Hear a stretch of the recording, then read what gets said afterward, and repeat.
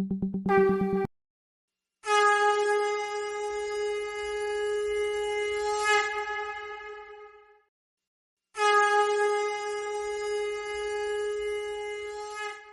प्रेममय श्री ठाकुर जी के श्री चरणों में मेरा कोटि कोटि प्रणाम। जगदीश्वरी जगपालिनी पुरुषोत्तम अर्धांगिनी प्रणाम तुम्हें नारायणी। परम पूज्यपाद पितृदेव श्री बरदा के श्री चरणों में कोटि कोटि प्रणाम। वर्तमान आचार्य देव के श्री चरणों में कोटि कोटि प्रणाम। समस्त इष्ट परिवार के श्री चरणों में मेरा कोटि कोटि प्रणाम। यहाँ उपस्थित पंजाधारी दादा मातृमंडली छोटे छोटे बच्चों को मेरा यथा योग स्थान पर आनंदित भक्ति भरा प्रेम भरा जय गुरु। पुरुषोत्तम मास कल ही समाप्त हुआ, लेकिन हमारे जीवन में पुरुषोत्तम वर्ष चलता है। मास तो समाप्त हो गया, लेकिन पूरा जीवन पुरुषोत्तम वर्ष, पूरा जीवन ही हमारा पुरुषोत्तम को समर्पित है। तो हमारे जीवन में पुरुषोत्तम आते हैं और हम लोग 1 महीना 2 महीना खूब हर्षोल्लास से खूब बातें करते हैं, खूब पुरुषोत्तम की बातें होती है, उनकी लीला संगिनी की बातें होती है, ना जाने कितनी सारी बातें होती हैं ठाकुर जी की, बड़ी माँ की, और हमारा जीवन सुंदरता से भर जाता है, सुगंधित हो जाता है। 2 महीना कैसे बीत जाता है पता ही नहीं चलता है। लेकिन जैसे ही 2 महीना बीतता है, फिर हम लोगों को ऐसा लगता है कि ये चलते सतत निरंतर चलना चाहिए, ताकि हम लोग इसमें बहुत आनंदित हो सके। हम लोग आनंदित इतना हो उठते हैं, कभी कभी मजबूरी हो जाती है कि आज नहीं जाना है, बहुत दौड़ना हो रहा है। लेकिन आज के समय में, आज के दिन की बात अगर मैं कहूँ तो आज का दिन बहुत अच्छा नहीं लग रहा था, पर अच्छा इसीलिए लगा आज मुझे, क्योंकि आज जैसे ही कल पुरुषोत्तम मास खत्म हुआ, आज मधुमा ने मुझे इस मंच पे बोलने के लिए आमंत्रित किया। ठाकुर जी की बातें बहुत सहज नहीं है। आप जब चाहो तब नहीं बोल सकते हो, जब चाहो तब आप दीक्षा नहीं ले सकते हो, जब चाहो सत्संग में नहीं आ सकते हो। हमें लगता है ये बहुत सरल चीज़ें हैं, सरल नहीं है। मधुमा ने मुझे बहुत दिन से कह रही थी, 12 तारीख को भी बोली थी, 15 को भी बोली थी, लेकिन चाह के भी नहीं कर पाती हूँ। इसे ठाकुर जी की बातें को इतना सहज मत लीजिए कि जब चाहे, अरे आज नहीं जाएंगे, जब चाहे हम चले जाएंगे। लेकिन जब हमारी सोच नकारात्मक हो जाती है तो ठाकुर जी भी हमारे साथ नकारात्मक दिशा में चले। कहते ना, तू जैसा राम का तेरा वैसा राम, दाहिने चले तो दाहिने, बाएं चले तो बाएं। तो हम अपने राम के लिए ऐसा क्यों कहें? हम क्यों नहीं राम के अनुसार चले? ठाकुर जी की कहते हैं ना, हरि अनंत हरि कथा अनंता। अभी सत्यानुसरण की बातें हो रही थी, आज चूंकि पुरुषोत्तम मास से ही संबंधित है तो मैं ठाकुर जी की बातें कहूँगी। बाद में मैं ये भी बताऊँगी कि मैं कैसे ठाकुर जी से जुड़ी, कैसे मेरी दीक्षा हुई। ये हम लोगों के जीवन की अहम बात होती है। हम लोग सबको बताना पड़ता है कि हम कहाँ से हमें प्रेरणा मिली। कभी कभी हम लोग कोई मीटिंग में जाते हैं, एक हर्बल लाइफ की मीटिंग चल रही थी, वहाँ पे यही कहा जाता है, प्रेरणा बताइए। प्रेरणा से ही लोग आगे सुनते हैं, समझते हैं। सुनते सुनते कब ठाकुर जी के श्री चरणों में समर्पित हो जाते हैं, आपको पता ही नहीं चलेगा। इसलिए कहते हैं हमको इष्ट के रंग में रंगना है, तभी हम दूसरे को रंग सकेंगे। जब हम ही रंगहीन रहेंगे तो दूसरे को क्या हम रंग सकते हैं? इसलिए ठाकुर जी कहते हैं, इष्ट में रखो भक्ति अटूट, शक्ति पाओगे मन में, रंग दो स्वभाव उनके रंग में, पड़ोगे नहीं दुख में। ऐसा लगता है ना कि उनके रंग में अगर हम रंग जाए तो हमारा जीवन सुंदर हो जाता है, निखर जाता है, खिल जाता है। जैसे मैं आज आप लोगों के समक्ष बैठी हूँ, मैं ऐसी बैठी हूँ कि मेरा जीवन ही लीला समाप्ति होने वाला था, लेकिन पुरुषोत्तम के दया से, पुरुषोत्तम की कृपा से कौन कहता है कि कलयुग चल रहा है? आप अपने घर को सतयुग बना सकते हैं। पुरुषोत्तम आए थे 1888 में, उनका जन्म हुआ था इसी भादो के महीना में। 7:05 पे जब उनका जन्म हुआ तो सुबह के समय भी इतनी गहरी रोशनी थी, इतना विद्युत प्रवाहित हो रहा था कि पूरा जो होता है वातावरण सुगंधित हो गया, रोशनी युक्त हो गया। ऐसे जब कोई बालक, अद्भुत बालक पैदा होता है तो अड़ोसी पड़ोसी के मन में शंका जग जाती है कि अरे ये तो अनूठा बालक है, ये तो अनोखा बालक है, क्या ये बच पाएगा? ये नहीं बचेगा। लेकिन ठाकुर जी ने इसको बिल्कुल गलत साबित कर दिया और ठाकुर जी पुरुषोत्तम के रूप में आए और हम लोगों को ये अपनी नर लीला हम लोगों के समक्ष रख गए। कितनी सारी लीलाएं की ठाकुर जी ने, कितने सारे उनकी लीलाएं हैं जिसमें मैं एक दो कहूँगी, फिर अपनी बातों को रखूँगी, फिर मैं माँ की बातों को बोले बिना कैसे रह पाती। ऐसे ही जब ठाकुर जी का जन्म हुआ तो न जाने कैसी परिस्थितियां थी, बहुत विपरीत परिस्थिति भी आई। एक समय ऐसा भी आया जब ठाकुर जी के पिताजी बहुत बीमार थे। ठाकुर जी को दूर पावना के उस पार पावना नदी के उस पार 6 किलोमीटर पैदल चलना भी पड़ता था। अपने पिताजी की दवाई लाने के लिए जाते थे और ऐसी अवस्था में उनके घर की हालत भी खराब हो गई। तो ठाकुर जी अपनी माँ से कहते हैं, कौन बालक कहेगा, ठाकुर जी अपनी माँ से कहते हैं, माँ तुम मुड़ी भाजो माँ। मतलब जो मुरमुरे बोलते हैं, कहीं फरई बोलते हैं, कहीं दाना बोलते हैं, कहीं बंगाली में मुड़ी बोलते हैं। तो ठाकुर जी कह रहे हैं, माँ तुम मुड़ी भूजो, मैं उसको बेचूंगा और बेच के पैसे लाऊंगा। ठाकुर जी ने इतनी सारी कष्ट भी सहे और इतना सारा दुख भी हुआ। ठाकुर जी पावना नदी के पास छाता लेके जाते थे। एक बार उनका छाता खो गया। छाता खोते ही उनको माँ ने दुखी होकर कहा, अब तू कैसे जाएगा बता, तूने छाता तो खो दिया। आम माँ की तरह वो भी थी। तो ठाकुर जी बोले, माँ मैं ऐसे ही चला जाऊंगा, ऐसे ही मैं सब काम कर लूँगा। तो ठाकुर जी बहुत सहज सरल रूप में अपना कार्य करते थे। एक बार पड़ोसी का वैद्य जो जहर कूट के रखे हुए थे वो सुखा रहे थे, अनुकूल आए, कूद के, बाल्य मन था, एक मुट्ठी वो खा गए। वैद्य देखते रह गए, उनको भौचक्के देखते रह गए, अरे ये तो खा के हंसते हुए चला गया, जबकि वो इतना जहर भरा था। क्योंकि हमारे ठाकुर जी, हमारे अनुकूल चंद्र ही तो नीलकंठ शिव जी हैं। जैसे शिव जी ने हलाहल विष को अपने यहाँ रखा था, उसको अपने उतरने नहीं दिया था अपने गले से नीचे, वही शिव तो हमारे ठाकुर जी हैं। हम कहाँ भटक रहे हैं, हम इधर उधर भटक रहे हैं खामखा। हम बहु आसक्ति में हम लोग लिप्त हैं। ठाकुर जी बोलते हैं तुम एकानुरक्ति रखो, एक सीमा में चलो। ठाकुर जी जो कहते हैं जो बहु तरफ चलता है उसको ठाकुर जी ने ट्रैफिक लव कहा। जैसे ट्रैफिक पुलिस इधर भी हाथ हिलाता है, इधर भी हाथ हिलाता है, इधर भी हाथ हिलाता है, चारों तरफ हाथ हिलाता है और ट्रैफिक कंट्रोल करता है। इसलिए ठाकुर जी कहते हैं जो चारों तरफ भटकता है ना, वो ट्रैफिक लव है, उसका ट्रैफिक लव है, उसका प्योर लव नहीं है। ठाकुर जी कहते हैं ना, ज्ञान अभिमान छोड़ो। अभी जो माँ सत्यानुसार में पढ़ रही थी तो मुझे ऐसा लगता है कि हम लोगों में बोलने को तो मैं यहाँ बोल रही हूँ, लेकिन कहीं ना कहीं ईगो जो है, क्या हम छोड़ पाते हैं? बहुत मुश्किल है, बहुत कठिन है, लेकिन नामुमकिन नहीं है। मैं एक बात कहूँगी, सतयुग में एक राक्षस आया था। उस राक्षस का 4 अक्षर का नाम था, राक्षस का नाम था छरायन। 4 अक्षर का नाम राक्षस था। वो कहता था मैं पूरा विष्णु लोक खत्म कर दूंगा। देखिए, राक्षस जो आते रहे उनकी जो 4 अक्षर के थे, फिर त्रेता में 3 अक्षर के राक्षस आए। रावण 3 अक्षर का, 1 अक्षर घट गया, वो भी शक्तिशाली था। वो कहता था मैं पूरा रामचंद्र के वंश का नाश करूंगा। फिर देखिए, द्वापर में आए कंस 2 ही अक्षर का तो था। तो कंस कह रहे हैं कि मैं तो पूरा कृष्ण वंश का नाश करूंगा। अब कलयुग में एक बहुत भयंकर राक्षस आया हुआ है, उसका 1 ही अक्षर है, लेकिन वो इतना भयंकर है कि हम लोग के सबके कंधे पर वो सवार है। हमारे आपके किसी का भी कंधा अछूता नहीं है। वो राक्षस है मैं, आई।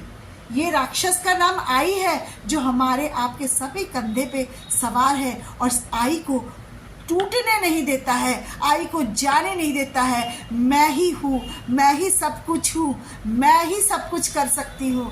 इस मैं को, इस राक्षस को मारने के लिए ही हमारे परम प्रेममय श्री ठाकुर जी इस धरती पे आए हैं। इस मैं को कैसे मारेंगे? इस मैं को ठाकुर जी ने मारने के लिए प्रेम की परिभाषा दी है। कहा है प्यार ही वो मुद्रा है जिससे हम सब कुछ खरीद सकते हैं। Love is only 1 coin which we can purchase anything। ভালোবাসাই হলো একমাত্র মুদ্রা যা দিয়ে আমরা সব কিছু ক্রয় करते पारी। कितनी सुंदर बातें हैं। इस प्रेम को हम लोग क्यों नहीं अपने जीवन में लाते हैं? हम लोग क्यों नहीं मैं नाम के राक्षस को मारते हैं? ठाकुर जी को जब किसी ने पूछा था, ठाकुर जी आपका आमदनी क्या है? ठाकुर जी ने कहा था मनुष्य। फिर दोबारा भी पूछा, ठाकुर आपका इनकम क्या है? ठाकुर जी ने कहा मनुष्य। ठाकुर जी ने कहा man is my income and love is my expenditure. लेकिन हम लोगों ने क्या कर दिया? Money is my income and ego, जो मैं है, ईगो इज माई एक्सपेंडिचर। कितना बदल के रख दिया है इस बात को। इस बात को बदलना नहीं है। प्रेम की परिभाषा ठाकुर जी हमारे और आपके बीच में मैं कहाँ बारबिल जान पाती, मैं कहाँ मधु माँ को जान पाती, मैं कहाँ शिवानी दी को जान पाती, मैं कहाँ इस डिजिटल प्लेटफॉर्म की माँ लोगों को जान पाती, क्योंकि इस सब के बीच में हमारे परम प्रेममय श्री ठाकुर ही तो है, जिस प्रेम का आदान प्रदान करते हुए मैं आज बारबिल में घर बैठे ही बोल रही हूँ। ये प्रेम ही तो है जिसके बस मैं यहाँ पे आके आप लोगों के समक्ष उपस्थित हुई हूँ। आपका प्रेम है जो आप लोगों ने मुझे आमंत्रित किया और मैं अपने परम पिता की बातों को आपके समक्ष रख सकी हूँ। तो इस मैं नाम के राक्षस को मारने के लिए हम लोगों को प्रेम लाना पड़ेगा, मनुष्य को पकड़ना पड़ेगा। ठाकुर जी कहते हैं दूसरों को बड़ा करोगे जितना उतने बड़े बनोगे तुम, बड़ा होने का एक ही पथ, इसके सिवा नहीं कोई दूसरा। कितनी सुंदर बातें हैं। हम दूसरे को बड़ा करते हैं? नहीं, मैं ही बोलूँगी, मैं ही संचालन करूँगी, मैं ही ये काम करूँगी, मैं ही सबको ये करूँगी। मैं क्या काम को बांटती हूँ? ये चीज हमको सीखना पड़ेगा। ठाकुर जी बार बार कह रहे हैं दूसरे को बड़ा करोगे जितना उतने बड़े बनोगे तुम, बड़ा होने का एक ही पथ, इसके सिवा नहीं कोई दूसरा। बस इतनी सी बात तो करनी है। इतनी सी बात थोड़ा कठिन लगता है लेकिन असंभव नहीं है। इसको संभव करके देखिए, कितना आनंद आता है, जीवन सुंदर हो जाता है। ठाकुर जी एक बार अपने वहाँ पे टहल रहे थे, घाट पे टहलते हुए अचानक बोले लालटेन लाओ, लालटेन लाओ, लालटेन लाओ और छाता लाओ, मुझे जाना है, मुझे जाना है। सभी को समझ में नहीं आया। ठाकुर जी परम पिता है, इनको समझना इतना आसान नहीं है। बोलना बहुत आसान है कि परम पिता है, लेकिन हमारा आपका विश्वास डगमगाता है। हम लोग गंभीर विश्वास नहीं रखते हैं, इसलिए हम एकनिष्ठ नहीं रहते हैं, हम बहुनिष्ठ हो जाते हैं। हम इधर भी जाते हैं, उधर भी जाते हैं, सब जगह जाने की मना नहीं है। गुरु ब्रह्मा गुरु विष्णु गुरु देवा महेश्वर गुरु साक्षात परम ब्रह्मा तस्मै श्री गुरुवे नमः। क्यों बोलते हैं कि गुरु ही ब्रह्मा है, गुरु ही विष्णु है, गुरु ही महेश है? फिर बोलने की क्या ज़रूरत है? मैं अपने जीवन में मैं जब आंखें खोली तो मैं नहीं जान पाई कि हमारे शिव जी कौन है, हमारे कृष्ण कौन है, हमारे राम कौन है। मैं ठाकुर जी को जानी और एक ही को जानी कि यही कृष्ण है, यही राम है, यही शिव है, यही सब कुछ है। क्योंकि मेरे घर का वातावरण ऐसा था, परिवेश वैसा था। मेरे पिताजी ऋतिक थे और चारों तरफ, घर के चारों तरफ एक छोटा बच्चा जब एक ही मनुष्य को देखता है, एक ही आदमी को देखता है और उसको कहा जाता है जब शिवरात्रि होती है तो पूजा करो उसमें ठाकुर जी की मूर्ति। जब राम जन्म की बात होती है तो राम जी की पूजा होती है तो उसमें भी ठाकुर जी को देखा। कृष्ण जन्माष्टमी में ही ठाकुर जी को देखा। अब दीपावली आ रहा है तो गणेश लक्ष्मी के रूप में भी हम लोग ठाकुर जी को ही देखते हैं।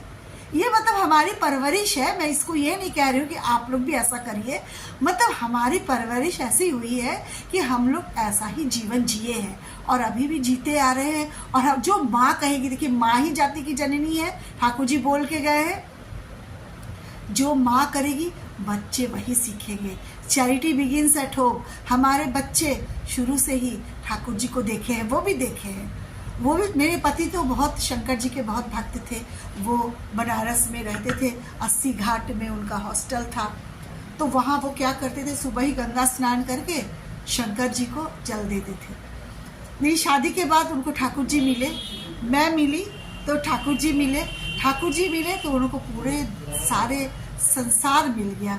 वो बोले कि मैं जल शिव जी को जो डाला उसी का प्रतिफल है कि मुझे आज ठाकुर जी मिले हैं।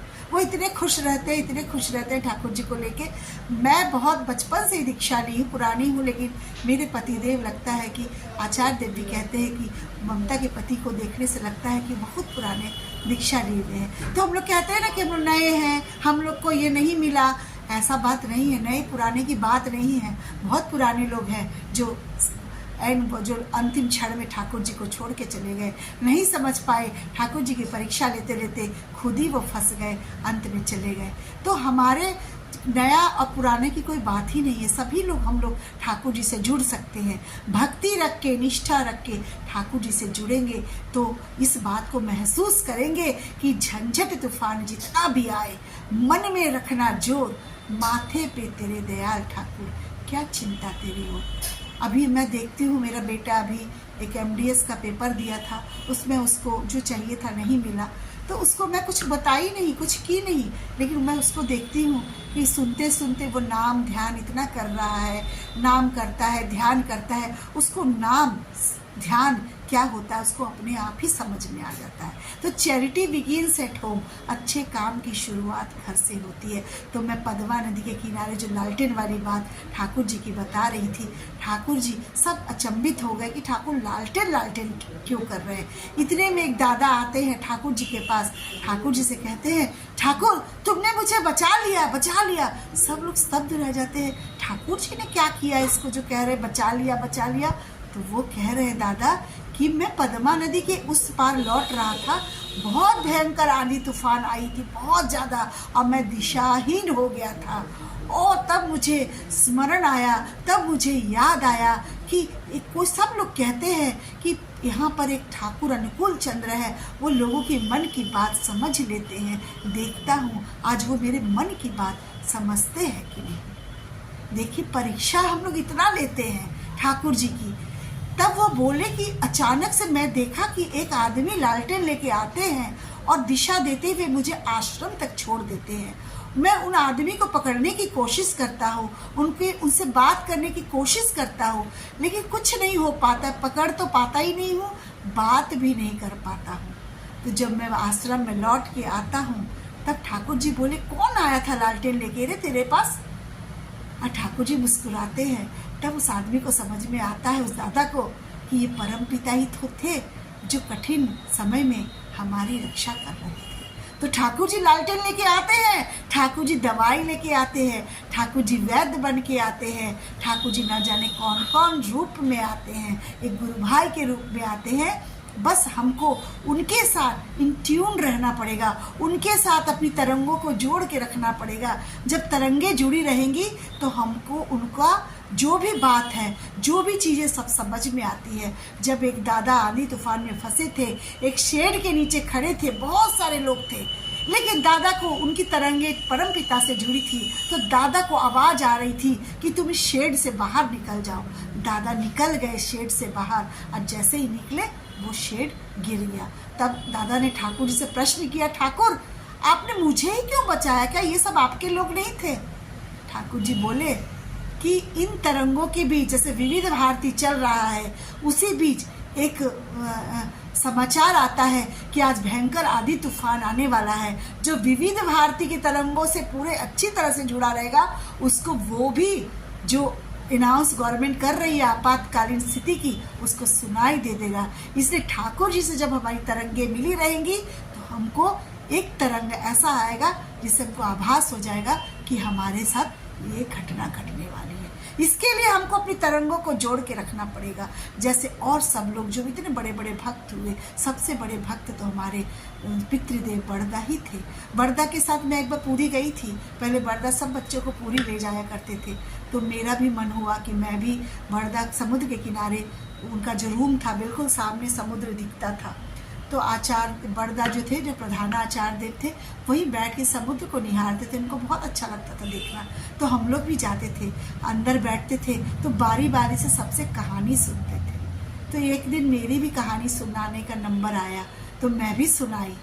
तो इतना सुंदर उनको देख के लगता था कि छोटे से, मतलब छोटा उनका जो बुढ़ापा जो होता है बिल्कुल बाल्यावस्था की तरह लगते थे। इतना उनको आनंदित होते देखती थी तो लगता था कि कृष्ण का ये छोटा ही तो रूप है। तो नज़रिया नज़रिए की बात होती है कि कैसे आप अपना नज़रिया रखते हैं।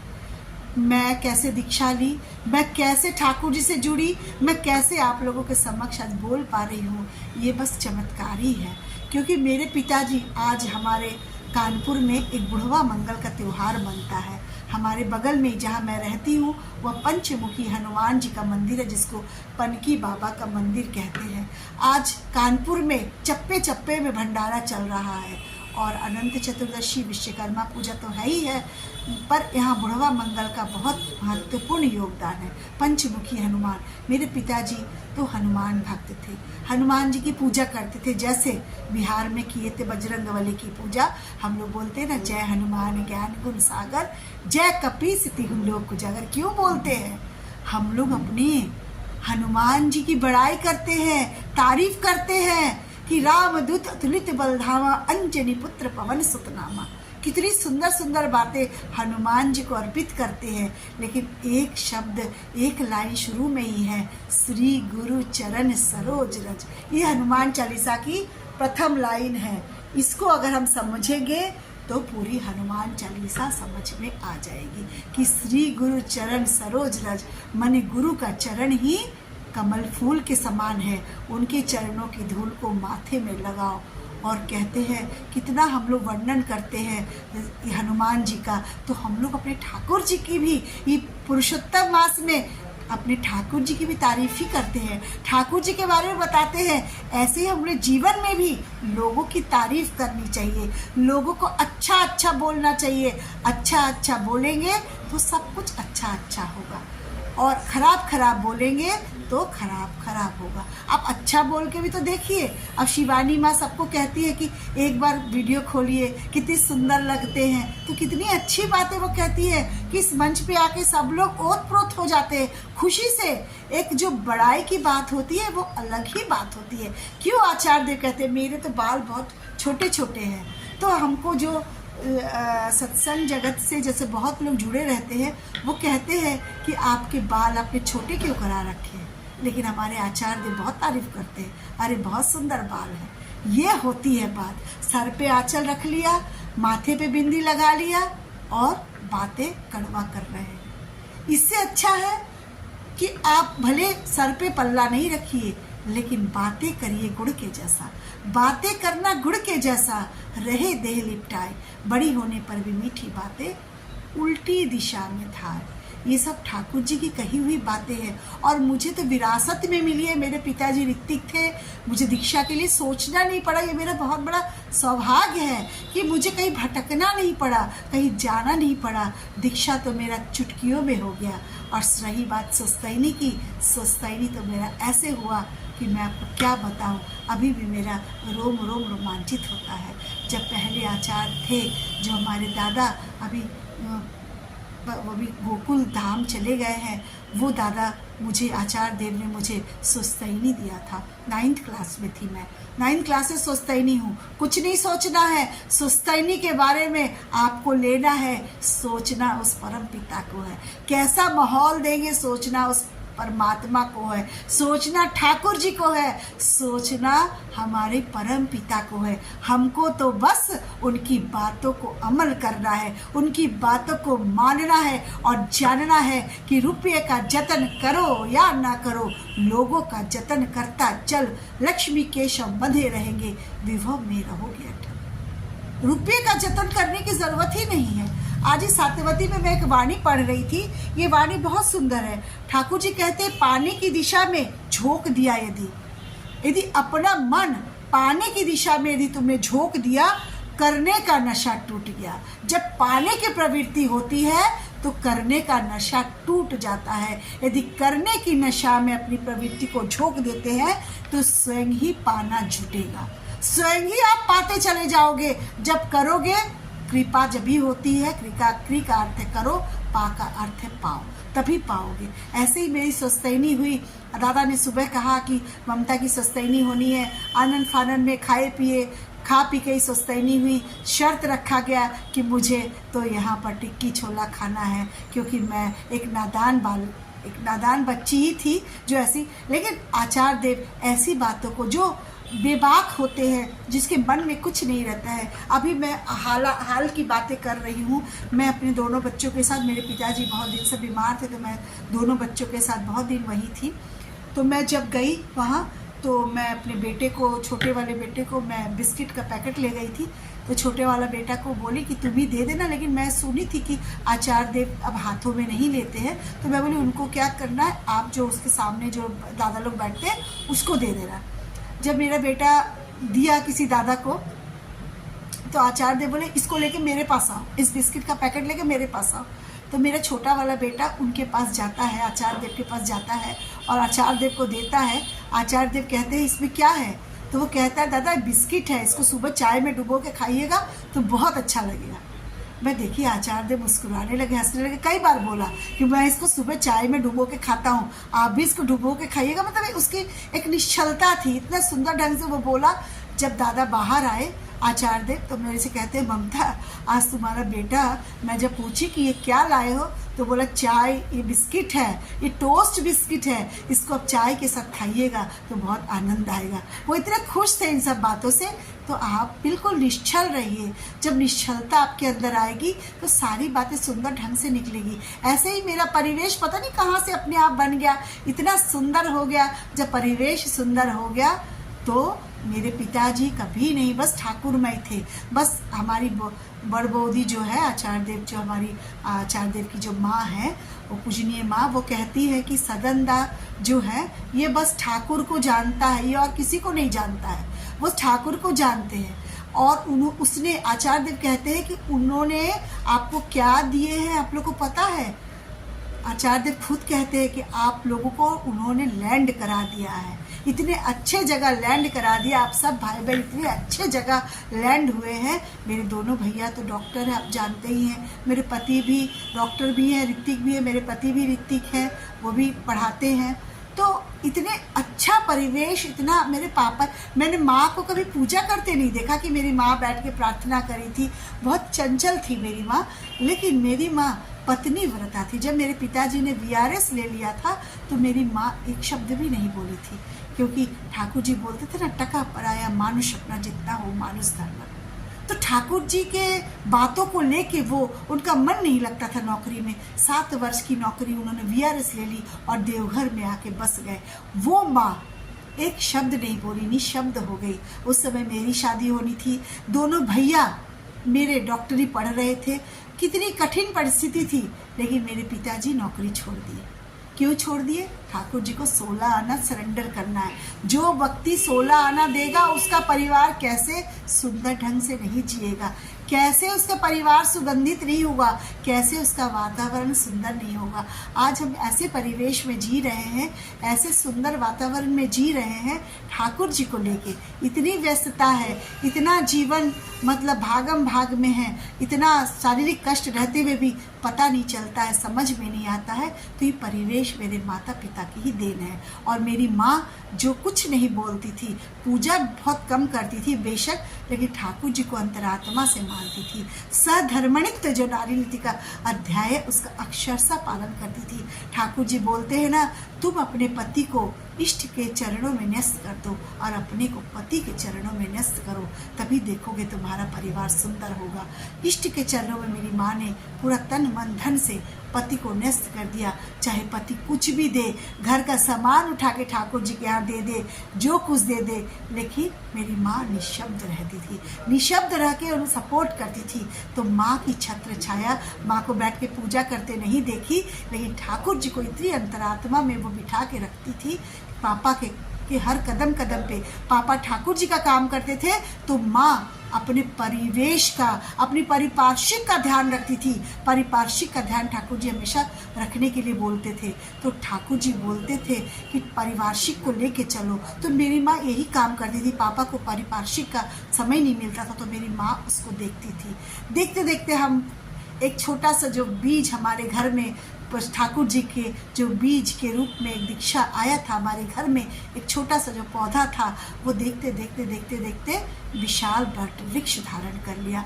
और विशाल वृक्ष की छाया में न जाने कितने हम लोग, हमारे भतीजा भतीजी, हमारे बच्चे, न जिसको देखिए आनंद आ जाता है। ये ज़बरदस्ती कराने वाली चीज़ नहीं है, लेकिन हमारे साथ रह के भी बहुत हमारे जो रिश्तेदार हैं बहुत है, वो छोड़ भी दिए हैं, लेकिन हमारे मायके में पूरा ठाकुरमय है। ठाकुर जी को छोड़ के ही कोई सोच ही नहीं सकता है। तो इस तरह का परिवेश किसको तैयार करना है? मुझे करना है, आपको करना है। और ये नहीं ध्यान देना है कि कौन क्या बोल रहा है, नहीं बोल रहा है। हमारे ठाकुर जी, हम और हमारे ठाकुर जी, और बीच में प्रेम का पुल, उस प्रेम की सेतु से हमको चलना है। अगल बगल खाई है उसको बिना देखे हुए उस प्रेम की सेतु पे। लेकिन हाँ, ठाकुर जी एक बात बोलते हैं, अगर कोई गलत भी कर रहा है तो उसको प्रश्रय नहीं देना है। उसको एक बार तो बोलो कि हाँ ये चीज़ गलत है। अगर आप किसी के सच्चे मित्र हैं, अगर किसी के सच्चे दोस्त हैं, तो आप उसको राह जरूर दिखाएंगे। ये ना कि उसकी चमचागिरी, हाँ में हाँ, हाँ में हाँ। मेरे कई सारे ऐसे मित्र दोस्त हैं, ईगो सबको होता है। मेरे मन में भी कभी कभी, एक बार मातृ सम्मेलन का महीना चल रहा था और मुझे परिक्रमा पूरा करना था, लेकिन एक माँ से मेरा मन मुटाव था, मतभेद था। तो मैं सोच रही थी, वो माँ मेरे घर नहीं आई मातृ सम्मेलन में, मैं सोच रही थी कि मैं कैसे जाऊं। ईगो आ रहा था, आई नाम का राक्षस मुझे खाए जा रहा था। लेकिन अंत में ठाकुर जी की ये जो छोटी सी एक अदना सी जो एक लड़की है, वो ठाकुर जी उसको विजय करने में ठाकुर जी का पूरा साथ दिए, और मैं अपने मैं को मार पाई। और मैं उक्त माँ के घर अपनी सारी दीवार तोड़ के, ईगो को तोड़ के गई। ईगो सब में आता है, हम में भी है, आप में भी है। आप समझिए और इसको कोशिश करिए। इसलिए ठाकुर जी आपको जरूर दिखेंगे। जब वृत्ति भेदी टान टूटेगा, मेरी वृत्ति भेदी टान जब तक रहेगा तब तक आप ठाकुर को नहीं देख सकते हैं। इसलिए कहते हैं, असीम जब ससीम होके सीमा में लेते स्थान, वृत्ति भेदी टान रहने से देखोगे भगवान। मेरा जो बेटा है, एक अलार्म लगा के 30 मिनट का मेरे पास गया था। अब मैं देख रही हूँ अलार्म बजने लगा, मैं भी बोल रही हूँ, लेकिन मेरे बच्चे भी सब लगे हैं कि मम्मी 30 से 1 मिनट ज़्यादा ना बोल दे। यही किसी को कहते हैं डिसिप्लिन में चलना। डिसाइपल का मतलब होता है डिसिप्लिन में चलना। तो मेरा अलार्म भी बोल दिया है और मेरी समय भी पूरा हो गया है। पुरुषोत्तम मास में जो आपने मुझे इतना सुंदर समय दिया, इतनी मैं ठाकुर जी की बातें कर पाई, समझ में नहीं आया कि मैं क्या बोली, क्योंकि मेरे मन में जो आया सोचा कुछ और रहता है, लेकिन यहाँ आने पर भाव बदल जाते, जैसा भाव आता है।